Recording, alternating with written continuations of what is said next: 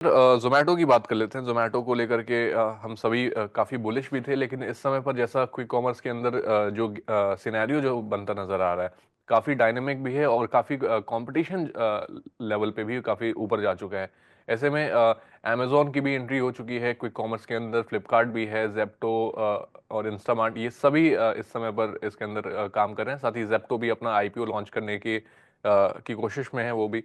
ऐसे में जोमेटो पर आप किस तरीके का व्यू रख रहे हैं? क्या जोमेटो पर प्रेशर बनता नजर आएगा यहाँ पे? जी तो देखिए, अगर आप चार्टिकली देखिए तो 300 रुपए, 304 रुपए तक गया था।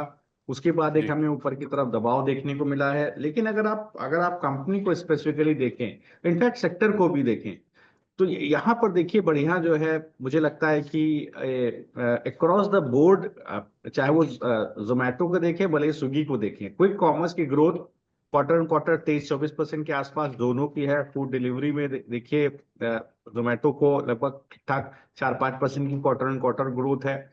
तो यहाँ पर आप देखेंगे तो एक अच्छा वाई वाई बेसिस पर क्वार्टर सिक्वेंशियली भी देखेंगे तो अच्छा जो है एक रेवेन्यू ग्रोथ देखने को मिल रही है। तो बिल्कुल ये चीज, और ये केवल स्विगी के जोमेटो के लिए नहीं, स्विगी के लिए है। और सबसे हम्म। अच्छी जोमेटो की बात यह है कि अब जोमेटो के पास अच्छा पैसा है जेब के अंदर। देखिए 20,000 करोड़ के आसपास का कैश एंड कैश इक्विवेलेंट है। तो यहाँ पर एक इनऑर्गेनिक ग्रोथ का एक अच्छा चांस है। तो और अच्छे मॉडल के अंदर एक ऐसा सेगमेंट के अंदर जहां पर मार्केट ग्रोइंग है, सारे प्लेयर्स आ रहे हैं, तो कॉम्पिटिटिव इंटेंसिटी बढ़ेगी। लेकिन कॉम्पिटिटिव इंटेंसिटी के लिए तैयारी करनी पड़ेगी, जेब में पैसा रखना पड़ेगा। If you have to increase the capital expenditure, if you have to increase the, if you have to create economies of scale, तो उस चीज के लिए आपके पास पैसा होना चाहिए। सफिशिएंट पैसा मुझे लगता है अब जोमेटो के पास है। तो घबराने की जरूरत नहीं है जोमेटो में इन्वेस्टर्स को। मुझे लगता है देखिए ये सब चलता रहेगा, नए प्लेयर्स आते रहेंगे। ऑब्वियसली जिस भी सेक्टर के अंदर अंकित जी ग्रोथ दिखाई देगी, सभी बड़े प्लेयर्स आएंगे। तो ये चीज बिल्कुल लाजमी है। मुझे लगता है जो गिरावट हुई है पिछले एक सप्ताह के अंदर, ये धीरे धीरे करके सेटल हो जाएगी।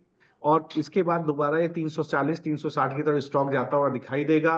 वोलेटिलिटी बिल्कुल रहेगी, तो वोलेटिलिटी को आपको एब्जॉर्ब करना पड़ेगा।